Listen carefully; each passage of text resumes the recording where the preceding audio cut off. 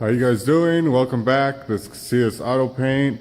As you can see, I didn't show you guys this one before. We just had scratches and clear coat peeling again. You guys seen on a couple of my other videos, fixing it.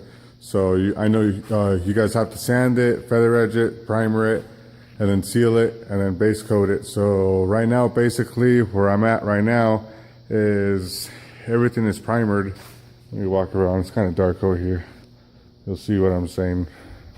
So basically, this is all primered, as you can see, all right here. Basically, the whole roof is primered. That molding, it was peeling the clear coat off, so I had to sand it down and primer it again, as well as the mirrors. There's the whole roof, guys. The hood, partial defenders. So, yeah, this thing was pretty beat up, I actually have these covers on these, and those headlights are actually sanded down. So after I base coat it, I'm gonna rip those off.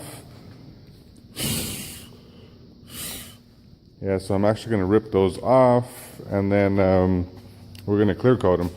So stay tuned, guys. We're gonna spray some sealer on here, and then we're gonna start with the base coat.